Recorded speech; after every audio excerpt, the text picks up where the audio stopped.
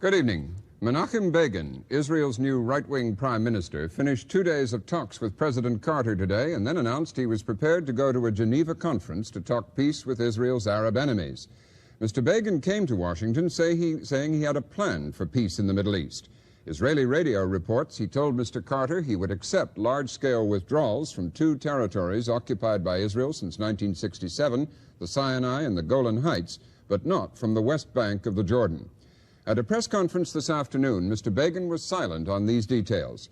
He concentrated instead on the mechanics of organizing a Geneva conference. He said all parties should go without precondition. No prior conditions. To the same effect, I will add, no prior commitments by either side. Prior commitments will not be asked by either side. Prior commitments will not be given by either side. This is the basis for a free negotiation.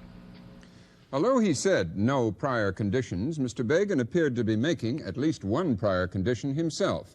He appeared to be ruling out participation at Geneva by the Palestine Liberation Organization. He said Egypt, Syria, and Jordan, even Lebanon, could attend. Palestinians could come as part of the Jordanian delegation, but not the PLO. I will realistically assume that the problem of participation will arise. Namely, that the Arab countries may ask or insist on the participation in addition to the state delegations of the organization called PLO. We cannot accept participation of that organization. Tonight, a closer look at what Mr. Begin's visit to Washington and his utterances add up to. More stalemate or more real movement towards a Middle East settlement? First, let's look at the immediate reactions in Washington and abroad to the Israeli initiatives. First, let's get an Arab reaction to Mr. Begin's statements today. Abdel Wahab al-Masiri is an advisor on cultural affairs to the League of Arab States. He's an Egyptian professor of political science and the author of 2 books concerning Israel. He is not appearing tonight as a representative of the Arab League. Mr. al-Masiri, does Mr. Begin's willingness to go to Geneva on the terms he outlined today raise your confidence that there will be a Geneva conference and things will get going? I think the answer to that question is self-evident. What would make the Arabs go to Geneva now? That he already has set his preconditions, and his preconditions are not just one. He has ruled out the possibility of any concessions in the Western Bank. As a matter of fact, it's quite significant that he called the Western Bank Samaria and Judea. And I looked up a couple of atlases, and I didn't find any mention of such a thing as Samaria and Judea. That's what he used to call it, Samaria and Judea. Has he repeated that again recently? Absolutely, today in the press conference. He did. I didn't know that. Yeah. Does his exclusion, I gather it does, of the PLO today mean that the other Arab states will be forced to refuse to go to Geneva? Well, I object to the use of the word forced. I don't think that the Arab vision of peace excludes the Palestinians, because all along the Arabs believe, and I think rightly, that the crux of the issue is the Palestinian issue. And here in the United States too, there is that growing realization that the Palestinian homeland is a prerequisite for any just and therefore permanent peace. As Mr. Carter has said himself. Could the Palestinians, as he suggested, attend the conference as part of another delegation like the Jordanian, with the concurrence of the other Arab states, do you think? Well, this assumes beforehand that there will be a Geneva conference at these terms, and I don't think that you these don't terms... think so? I think the PLO characterization of that as a war plan is quite accurate. Mr. Begin had a reputation long before his election as prime minister and since his election as a hardliner, as an intransigent man, particularly on giving up territory that had been occupied during the '67 war. Did anything you have heard him say today suggest that he was not as intransigent as his reputation? I tend always, when I study political structures and so on, not simply to look at the statements. For instance, I know that Radio Israel this month announced that there will be escalation of the settlement in the Golan Heights. Hearts on July 3rd talked of 2 towns built up in the Jerusalem area. I know now that in the Egyptian territory, and this is not inside the occupied territory in Gaza and Western Bank, in the town of Yamit on Egyptian territory, South Africa now is building up a fruit processing plant. And you know the meaning of South Africa for us in the third world. I see. So this represents to you these actions represent the continued colonization of occupied Arab lands. I think this is a true message. That speaks louder than his words. Right. This is the message flashed to everybody. We have, as you know, only unofficial accounts of his peace plan, but I think they're authoritative from Israeli radio and apparently based on a briefing Moshe Dayan gave to the Israeli parliament. Does his position, as reported, of willingness to withdraw from the Sinai and the Golan Heights, but not from the West Bank, seem a basis for negotiation to you or a stone wall? I think there's no basis for any kind of debate or a dialogue or even a conference. There's no basis for anything. I think Mr. Begin has, after all of the fanfare announcing the peace plan, came up with something that is absolutely disappointing. And as you pointed out, it focuses on mechanics, on procedures, without any announcement of general principles. Is he willing to abide by UN resolutions, for instance? Is he willing to abide by the principle of the inadmissibility of acquisition of territory by force? Is he willing to coexist in peace? And what's his concept of security? Why should he predicate the concept of security on territorial imperative at a time where, say, the Scud missile has a range of 184 miles? It could be, if it is deployed in the Damascus area, Damascus plains, it could reach the civilian centers in Tel Aviv. Does this mean that to guarantee Israel's security, Israel would have to annex Damascus? 180 miles, it's a very obsolete concept of security. Finally, the Palestine Liberation Organization in Beirut called this reported plan a war plan and not a peace plan. Do you think that is how the Arab states will read it, or is that just the most extreme reaction? Well, I cannot speak really for the Arab states, but any student of the Arab-Israeli conflict, anyone who has read the press for the last 25 years or so, anyone who is familiar with the position of the present administration would know that Mr. Begin's proposals provide no basis for anything at all. Thank you. Linda? Begin's plan for moving ahead with Geneva talks has been awaited with equal interest by the Israelis themselves. Oded Iran has been in the United States for almost 2 years, first as a visiting fellow at the Brookings Institution and now at George Washington University's Sino-Soviet Institute. Before he left Israel, Mr. Iran was a political scientist. Mr. Iran, do you go along with Mr. El-Masiri's assessment that the conference is disappointing? Not at all. I think that Mr. Begin demonstrated good statesmanship. I think he has come a long way since his election victory in Israel. He was expected by everybody to annex the West Bank, to enforce the Israeli law in the West Bank, and maybe to approve massive Jewish settlement on the West Bank. Instead, he chose to represent a broad consensus of the Israeli public opinion, and I believe that he represents a broader consensus than his coalition government in Israel. And this is, in fact, I can say that there has been no change, no practical change, maybe a change of style, but no practical change since the last government. His plan offers a flexible, a reasonable framework for discussion, and I think it will be an historical mistake on the part of the Arab leaders and on the part of the Arab states really not to take it, because Mr. Begin is a strong leader. He is capable of making tough decisions. He is probably the strongest since the time of David Ben-Gurion, and I think he offers a real opportunity for meaningful peace between Israel and the Arabs. Well, now, this proposal doesn't yet speak to the issues in dispute. How will that be received at home in Israel? I think it will be received very well.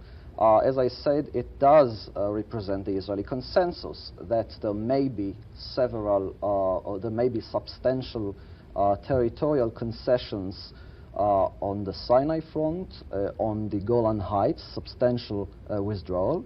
As far as the West Bank is concerned, and here I'm guessing because I don't know the exact details, but as far as the West Bank is concerned, my understanding is that Mr. Begin is going to offer a compromise, but a different type of compromise, namely a functional compromise and not a territorial compromise. In other words, not a division of territory in the West Bank, but rather a division of power in the West Bank. This is, I repeat, this is my understanding, not that this is not my knowledge.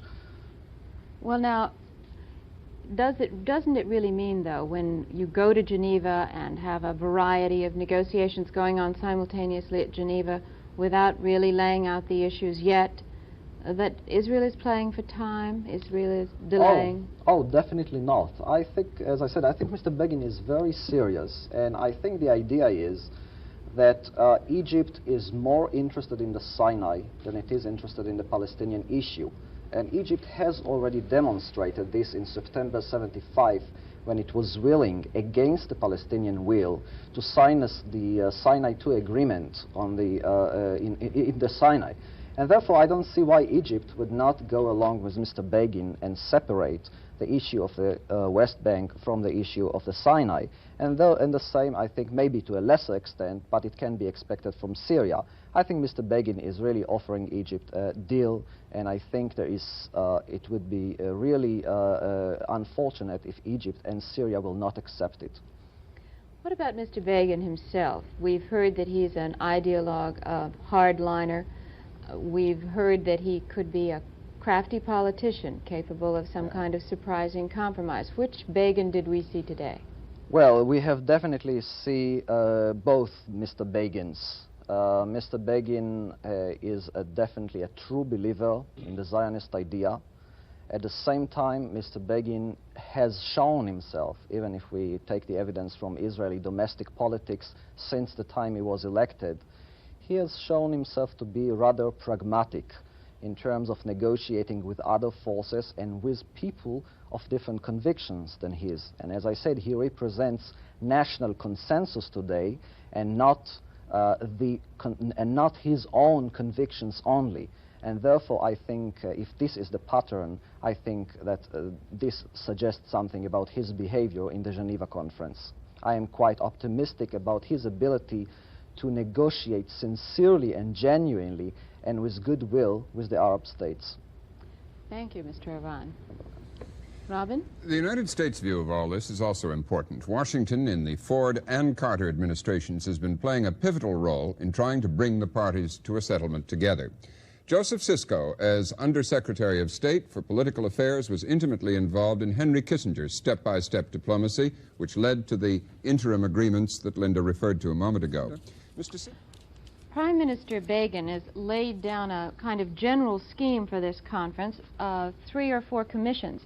Now, the question of getting to the conference aside, is that kind of thing workable? What do you think, Mr. Iran? Well, I think this is the only workable possibility, the only workable avenue, because if you try to discuss the entire Arab-Israeli complex without really untying it, separating to the different questions and different countries, you're not going to get anywhere. And that's in fact the only possible way to discuss the matter with each of the countries neighboring with Israel. Mr. al-Masiri, what do you think about the idea that the Arab states' interests should be divided and Israel should negotiate with all of them separately, simultaneously at Geneva? I think to address ourselves now to problems of procedure of such a specific nature would be somewhat futile, since there is no agreement on the governing principles or even the underlying concepts of, say, Israeli security, of the overall nature of a solution.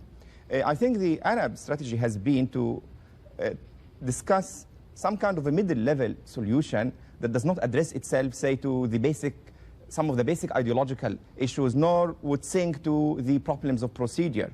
Mr. Begin now has shifted the issue altogether and will be bogged down in problems of procedure that are irrelevant insofar as that the central issues have not yet been defined, and we are completely in the dark concerning his attitude, say, to the Western Bank. The gentleman, Professor Kheiran, suggested that there are forthcoming compromises. I'm not aware of such. As I said earlier, I'm aware only of the escalation of further settlement that have now the government sanction in densely populated areas in the Western Bank. And this is the true language I can understand. This is the message being flashed to me. Well, let's, Mr. Aran, you wanted to add something? I would like to suggest in response that Mr. Begin just put the issue as it should have been put before. He focused on the question of peace. That's what he's trying. He's trying to establish that the main thing and the main issue is the issue of peace and not the issue of territory. Territory will be returned, or some territories will be returned in return for peace. But the main issue is peaceful arrangement between Israelis and the Arabs, and I don't see that he shifted the issues in any way. Yeah, Mr. Sisko, now stay with you for a moment. Obviously, Mr. Begin's visit is going to raise another storm of rhetoric all around the Middle East. It's begun to already. But when that's settled down, the dust has settled down again, say around the time Mr. Vance makes his visit there at the beginning of August, will it appear then that we have advanced at all as a result of these few days in Washington, or have we not moved anywhere? I think that it will appear that it will be an advance in the sense that Israel has proposed specifically a date for a Geneva conference. It will be considered in the Arab world as a stalemated aspect as it relates to, one, the procedural question of Palestinian representation, and secondly, the continuing gap on the substance of the overall settlement. Do you agree with that, Mr. al-Masiri?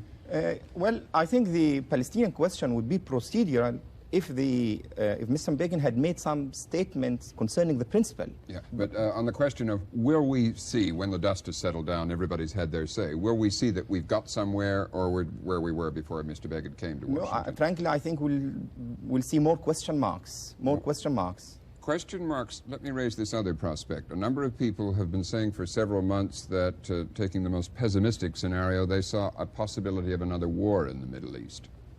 Where are we on that? Are we more likely, less likely, or no different? Well, I think given the question marks and given the fact that the causes of the conflict are still there, displaced people, occupied territory, I don't see any reason why shouldn't the dialectics of the situation lead inevitably to some kind of war, which I hope to be forestalled, but given the same causes, we'll have the same results. Mr. Aran, do you read it that way? No, I'm cautiously optimistic that we will make some progress concerning Geneva. I think that it is possible that the particularly the Egyptian leadership will reconsider its prior attitude to the Begin's proposal, and maybe some progress in the direction of convening the conference will be noticed, because after all, I believe that the Egyptians are interested in peace and in solving their problem not less than the Israelis, and therefore they might respond favorably. I'm not totally pessimistic on this issue. Mr. Sisko, just in conclusion, is there a danger of war in the Middle East, a new danger of war in the Middle East? Not imminently. I think that the process of attempting to get Geneva reconvened continues to be in train. There's no doubt in my mind that some of the underlying factors are still positive. Both sides are sick and tired of war. Both sides have experienced successful negotiations in the interim agreement. I think both sides would like to find a peaceful way, but obviously the mistrust continues, and no one has predicted that this is going to be an easy job.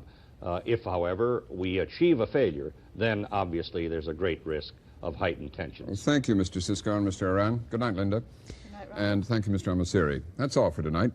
We'll be back tomorrow night. I'm Robert McNeil. Good night.